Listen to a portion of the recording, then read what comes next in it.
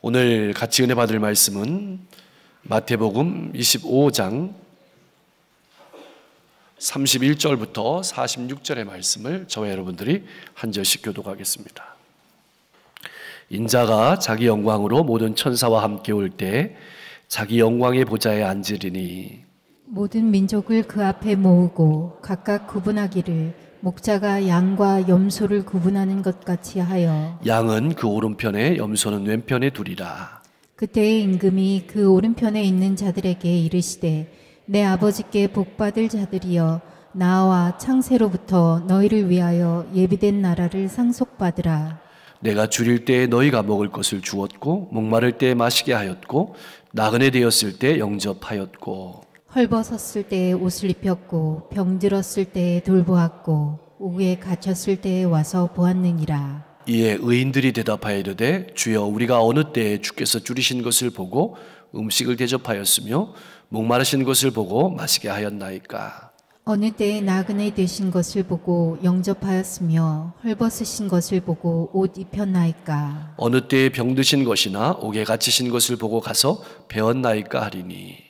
임금이 대답하여 이르시되 내가 진실로 너희에게 이르노니 너희가 여기 내 형제 중에 지극히 작은 자 하나에게 한 것이 곧 내게 한 것이니라 하시고 또 왼편에 있는 자들에게 이르시되 저주를 받은 자들아 나를 떠나 마귀와 그 사자들을 위하여 예비된 영원한 불에 들어가라.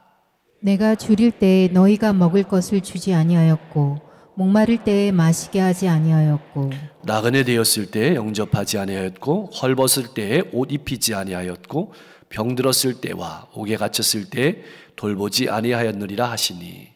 그들도 대답하여 이르되 주여 우리가 어느 때에 주께서 줄이신 것이나 목마르신 것이나 나그네 되신 것이나 헐벗으신 것이나 병드신 것이나 옥에 갇히신 것을 보고 공양하지 아니하더이까.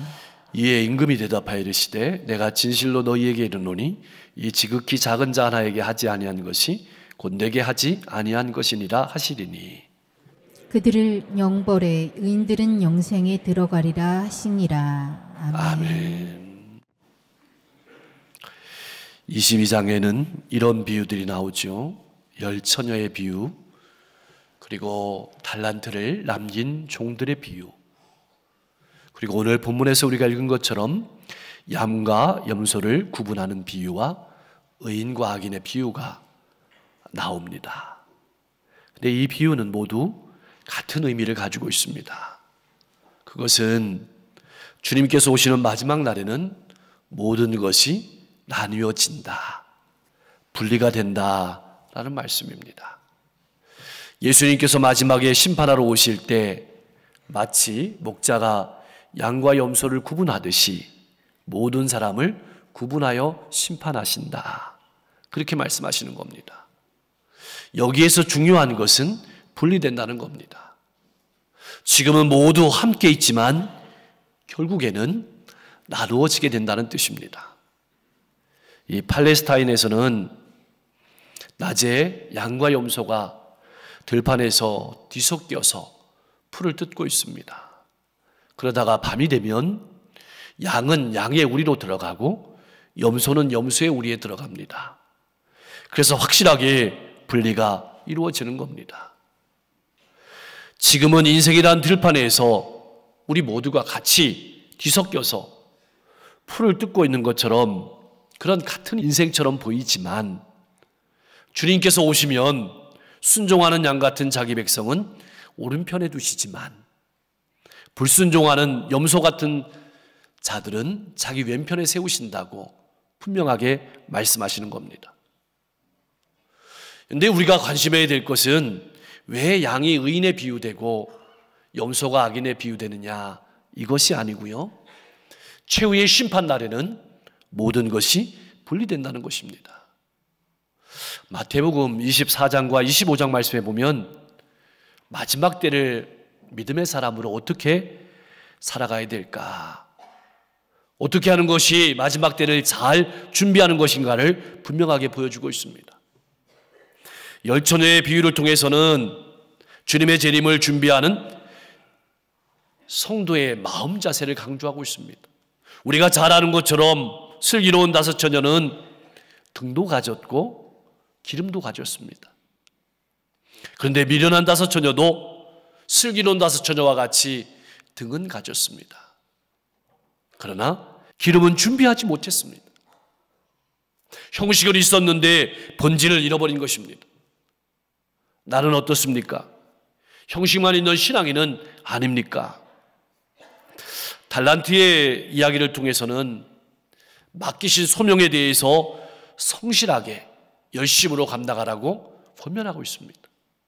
우리가 잘 아는 것처럼 2달란트와 5달란트 받은 자는 주인에게 칭찬을 받았습니다.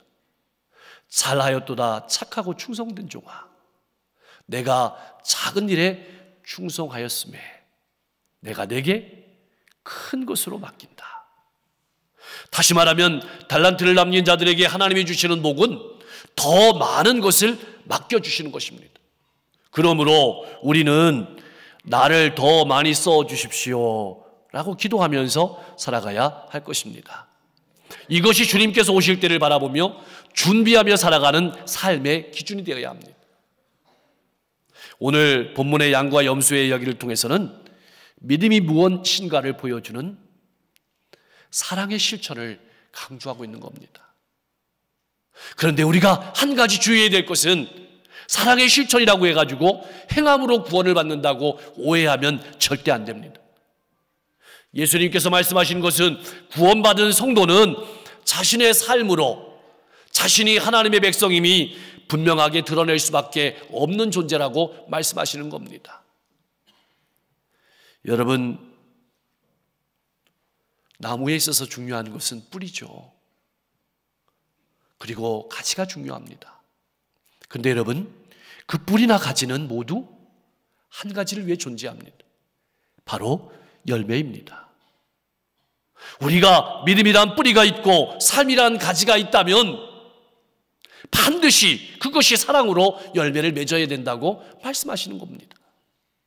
오늘 우리의 아픔은 믿음과 삶을 별개로 생각한다는 것입니다. 뿌리는 있는데 열매가 없다고 말하는 것과 같습니다. 그것처럼 아픔은 없을 것입니다. 그것은 마치 동전의 양면과 같습니다. 함께 있어야만 온전한 것입니다. 믿음은 반드시 삶으로 드러나게 되어 있습니다. 예수님께서 분명하게 밝히시는 것은 구원받은 성도는 삶으로 자신이 하나님의 백성임을 나타낼 수밖에 없다고 말씀하고 있는 겁니다. 사실 예수님께서 34절과 41절에서 말씀하신 그 말씀은 곰곰이 되새겨 보면 우리의 마음을 불편하게 합니다. 이렇게 예수님께서 오른편에 있는 자들에게 말씀하십니다. 내 아버지께 복받을 자들이여 나와 창세로부터 너희를 위하여 예비된 나라를 상속받으라. 여러분, 상속받으란 말은 허락받으란 말입니다. 이들에게 하나님의 나라가 허락되어 있다는 말입니다. 허락하신다는 말씀입니다. 또 왼편에 있는 자들을 향해서는 이렇게 말씀하십니다. 저주를 받은 자들아 나를 떠나 마귀와 그 사자들을 위하여 예비된 영원한 불에 들어가라. 여기까지는 사실 크게 놀라운 것은 아니죠. 그 뒤에 반응이 놀랍습니다. 의인들이나 악인들이나 모두 언제 자기들이 주님을 대접했느냐고, 자기들이 주님을 대접하지 않았는지 그것을 반문하고 있습니다. 사실 왼편에 있는 사람들은 어떤 특정한 범죄를 저지르지 않았습니다. 살인을 하지도 않았고 도둑질을 하지도 않았고 사기치지도 않았습니다. 그런데 책망하셨습니다. 참 불편한 말입니다. 그렇지 않습니까? 그렇다면 오른편에 있는 자들은 어떻게 하나님 나라를 상속받게 되었을까요? 35절, 36절 말씀은 그것을 잘 말해주고 있습니다. 내가 줄일 때에 먹을 것을 주었고, 목마를 때에 마시게 하였고, 나그네 되었을 때 영접하였고, 헐벗을 때에 옷을 입혔고, 병들었을 때 돌아보았고, 옥에 갇혔을 때 살펴주었던 것입니다. 다시 말하면 하나님께 받은 은혜와 사랑이 그들의 삶을 통해서 나타났다는 것입니다. 믿음을 삶으로 나타냈다는 것입니다. 여러분, 돌보았다는 말은 기본적으로 찾아간다는 것을 의미합니다. 성경이 다른 책하고 다른 것은 여러 가지 다른 점이 있겠지만 가장 핵심적으로 다른 것은 다른 책은 사람이 찾아가고 사람의 기준으로 썼습니다. 그런데 성경은 반대입니다. 하나님이 찾아오십니다. 하나님은 찾아가시는 분입니다. 예수님께서 병자를 찾아가시고 예수님께서 소경을 찾아가시고 예수님께서 사람을 찾아가서 만나시는 그런 것을 기록한 것이 성경입니다. 무슨 말일까요? 그리스도인은 찾아가는 사람입니다. 그리스도인은 하나님께서 우리를 긍휼히 여기시는 그것처럼 긍휼히 여기는 마음을 가지고 찾아가서 그 사랑을 보여주고 나타내는 사람입니다. 나는 믿음을 삶으로 나타내며 살아가고 있습니까? 그런데 의인들의 대답은 참 놀랍습니다. 저희가 착한 일을 한 적이 없습니다. 부모님이 자녀에게 사랑을 베풀죠. 그거 기억하지 않는 것처럼 사랑으로 한 것은 기억되지 않는 것일까요? 아니면 자신들이 한 일이 결코 내세울 것이 없는 초라하고 보잘것없는 것이라는 겸손이 들어있는 겸손한 질문일까요? 하지 않는 일까지도 자신의 공로로 돌리려는 이 세대에 비추어 본다면 이들의 정직함과 겸손함은 우리가 본받아야 될 성품입니다. 그때 예수님께서 대답하시는 겁니다. 여기 내 형제 중 지극히 작은 자 하나에게 한 것이 곧 나에게 한 것이니라. 그렇다면 형제는 누구를 말하는 것일까요? 어려움 가운데 있는 이웃을 말할 수도 있습니다. 그러나 이 문맥을 잘 살펴보면 이웃 그리스도인들을 말하는 것입니다. 우리가 그리스도의 몸인 교회에 붙어있는 모든 지체들에게 대하는 그것이 곧 주님께 한다는 사실을 우리가 잊으면 안 됩니다. 이 사실을 기억해야 됩니다. 우리는 멀리 있는 사람을 사랑하는 데에는 별로 어려움을 겪지 않습니다. 아프리카에 있는 사람을 사랑하고 저 남아메리카에 있는 사람을 사랑하는 데는 별로 어려움을 겪지 않습니다. 근데 가까이 있는 사람을 사랑하는 데는 어려움을 많이 겪습니다. 우리는 그리스도인들은 서로를 돌아보아야 합니다. 바울 사도는 갈라디아서 6장 10절 말씀에서 우리에게 이렇게 권면했습니다. 우리 같이 한번 읽어보겠습니다. 그러므로 우리는 귀에 있는 대로 모든 이에게 착한 일을 하되 더욱 믿음의 가정들에게 할지니라. 아멘. 여러분, 오늘 이 비유를 통해서 주님께서 우리에게 말씀하고 싶은 가장 중요한 것은 무엇일까요? 하나님을 믿는 하나님의 백성들은 하나님의 성품을 닮은 사람이어야 한다는 것입니다. 탈무드에 보면 이런 이야기가 있습니다. 하나님이 옷 벗은 자들, 그것은 아담과 하와를 가리키는 거죠. 옷 벗은 자들을 입히신 것처럼 너희도 입혀야 하며 하나님이 아픈 자를 방문하신 것처럼 너희도 아픈 자를 방문해야 한다. 하나님이 슬픈 자를 위로하셨던 것처럼 너희도 슬픈 자를 위로해야 한다. 하나님이 죽은 자를 매장한 것처럼 너희도 죽은 자를 매장해야 한다. 즉 벗은 자를 입히고 배고픈 자에게 먹이고 슬픔에 빠진 자를 위로하고 병든 자를 방문하는 모든 것이 사실은 하나님께서 하신 일이었다고 하는 것입니다. 그러므로 그분과 똑같은 일을 행하는 사람이 바로 하나님을 닮아가는 사람이란 말씀입니다. 그것이 바로 믿음의 사람이란 뜻입니다. 그런데 임금은 악인에 대해서도 선언하십니다. 내가 줄일 때에 너희가 먹을 것을 주지 아니하였고 목마를 때에 마시게 하지 아니하였고 나그네 되었을 때 영접하지 아니하였고 헐벗을 때에 옷 입히지 아니하였다. 병들었을 때와 옥에 갇혔을 때에 돌보지 아니하였느니라. 악인들이 이렇게 말합니다. 주님, 우리가 어느 때에 주께서 줄이신 것이나 목마르신 것이나 나그네 되신 것이나 헐벗으신 것이나 병드신 것이나 옥에 갇히신 것을 보고 공양하지 아니하더이까. 이 말씀은 이런 물음이 내포되어 있습니다. 우리가 주님을 본 적이 없는데 어떻게 주님께 선행을 할 수 있겠습니까? 우리가 주님을 만난 적이 없는데 어떻게 주님께 선행을 할 수 있겠습니까? 적어도 저는 제가 할 일은 했습니다. 이런 대답이 이 말씀에 들어있을 것입니다. 일은 했지만 주님의 마음으로 하지 않았다는 뜻입니다. 악인들의 잘못은 무엇일까요? 무엇을 잘못해서 심판받은 것이 아니라는 것입니다. 오히려 선을 행하지 않았기 때문에, 사랑하지 않았기 때문에 심판받았습니다. 할 수 있는데 하지 않았던 것입니다. 우리가 분명히 기억해야 될 것은 이 말씀을 일반적인 의미로 이해해서는 안 된다는 것입니다. 이 말씀은 교회와 교회에 속한 성도에게 해당하는 내용이기 때문에 그렇습니다. 교회는 한 몸입니다. 교회는 한 지체입니다. 내 주변 사람들에게 대하는 태도와 행동은 예수님께 대하는 태도와 행동과 같다는 말씀입니다. 우리가 예수님의 삶을 주의 깊게 살펴보면 예수님께서는 일이나 업적이 아니라 사람에게 관심하셨습니다. 그리고 하나님의 뜻을 따라 살아가는 일에 관심하셨습니다. 하루가 피곤하고 지친 몸을 이끌고 한밤중에 기도하셨습니다. 새벽 미명에 일어나서 기도하셨습니다. 늘 하나님의 뜻을 물으시면서 걸어가셨습니다. 사람에게 박수받는 자리, 사람에게 높임받는 자리보다는 한 영혼 한 영혼에게 찾아가셨습니다. 우리가 포도원 품꾼의 비유에서 보는 것처럼 포도원 주인이 일꾼을 부르러 나갔습니다. 6시에 부르러 나가는 것은 당연한 것이겠죠. 그 다음에 9시에 나갔습니다. 좀 늦었습니다. 12시에 나갔습니다. 그나마 이해해 줄 만합니다. 그런데 3시에도 품꾼들을 부르러 나가는 것은 도저히 이해할 수가 없습니다. 다 5시에까지 나갔습니다. 우리의 생각으로는 이해할 수 없는 일이죠. 상당히 비효율적입니다. 상식에 맞지 않는 일입니다. 여러분 이해가 되십니까? 왜 그럴까요?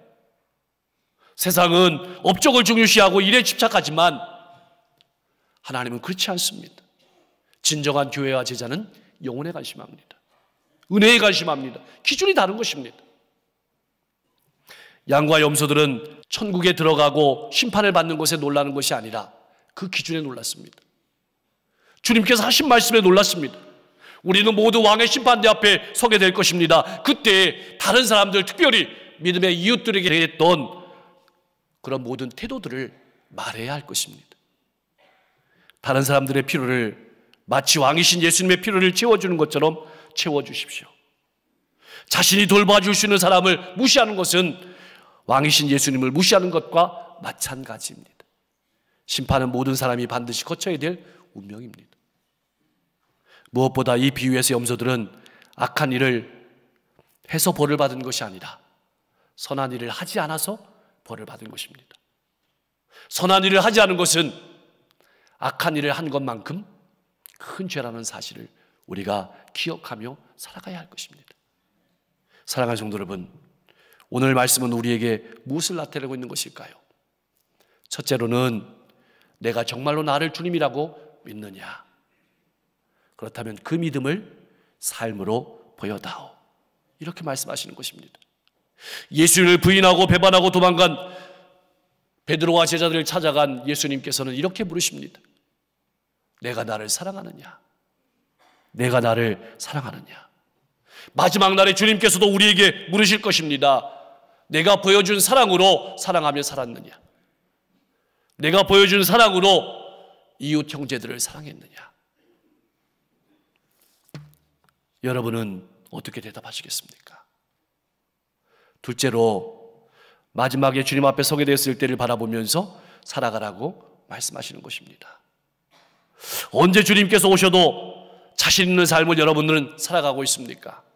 나는 준비가 되어 있습니까? 그 준비된 삶을 보여달라고 나타내라고 주님께서 말씀하고 계시는 것입니다. 우리가 잘 아는 2차 세계대전의 진주만의 아픔은 무시하고 준비되지 않은 참혹한 결과를 말해주고 있습니다. 분명히 레이라도 일본군 비행기가 접근하는 것을 포착했습니다. 그것을 보고했지만 그 보고를 무시했습니다. 그 결과는 참혹한 것이었습니다. 2,000명이 넘는 사람이 죽었고 200대가 되는 비행기가 파괴되었고 전함이 8척이나 파괴되었습니다. 사랑하는 성도 여러분, 하나님을 바라보며 살아가십시오. 하늘나라를 위해서 투자하십시오. 나는 언제 주님께서 오셔도 상관없습니까? 괜찮은 삶을 살아가고 있습니까? 나는 믿음이 분명합니까? 준비하고 살아가고 있습니까? 미래에 실제로 일어날 궁극적인 구원을 바라보면서 사랑과 순종 가운데 항상 주님의 재림을 준비하며 살아가시는 복된 성도님들이 되실 수 있기를 주님의 이름으로 간절히 축원합니다. 기도하겠습니다. 날마다 주님의 재림을 바라보며 준비하며 살아가는 신앙인이 되게 하여 주시옵소서. 하나님께서 내게 맡기신 일들을 잘 감당하며 더 많이 쓰임받는 성도가 되게 하여 주옵소서. 주님께서 영혼을 긍휼히 여기시고 찾아가신 것처럼 우리도 주변의 성도들을 긍휼히 여기며 사랑하며 찾아가는 삶을 살아가게 하여 주옵소서. 찾아가고 입히고 먹히고 위로하고 방문하며 우리의 믿음을 삶으로 나타내며 살아가게 하여 주옵소서. 오늘 주님께서 오셔도 부끄러울 것이 없는 삶을 살아가게 하여 주시옵소서. 하나님, 육신의 연약함과 마음의 삶의 연약함을 가지고 나온 성도들 위해서 기도합니다. 하나님, 그 머리부터 발끝까지 주님의 보혈을 부어주셔서 깨끗하게 하여 주옵소서. 마음을 평안하게 하여 주시옵소서. 인생을 새롭고 힘있게 하여 주시옵소서. 세계 곳곳에 전쟁과 기근과 재난이 있습니다. 오속히 전쟁이 끝나고 평화가 정착되게 하시고 기근과 재해에서 회복되게 하여 주시옵소서. 날씨가 점점 추워지고 있습니다. 우리 주변에 많은 어려운 이웃들이 이 추운 겨울 힘들게 나고 있습니다. 아버지 하나님, 바라보일 때 우리의 눈만 가는 것이 아니라 우리의 손이 가고 우리의 발이 가고 몸이 갈 수 있도록 역사해 주옵소서. 수험생들 또 우리 자녀들 이제 중요한 진로를 결정해야 되는 아버지 하나님 시간이기도 합니다. 하나님께서 저들의 인생에 꼭 맞는 진로의 길을 활짝 열어 주옵소서. 11월 남은 한 주도 잘 마무리하고 새로운 12월 더 건강하고 복된 한 달이 될 수 있도록 역사해 주옵소서. 이 지역과 민족, 세계 열방을 이끌어가는 위정자들에게 하나님을 두려워하고 국민을 존경하고 살아가는 정치를 할 수 있도록 역사해 주시며 오늘도 한 영혼 한 영혼에게 복음을 들고 나가는 선교사님들의 발걸음을 통해서 수많은 영혼들이 주님께 돌아오게 하시며 오후에 있을 우리 임명 선교사님 또 선교보고를 통해서 우리가 선교에 대한 다시 뜨거운 마음을 회복할 수 있도록 역사해 주옵소서. 예수님의 이름으로 간절히 기도하옵나이다.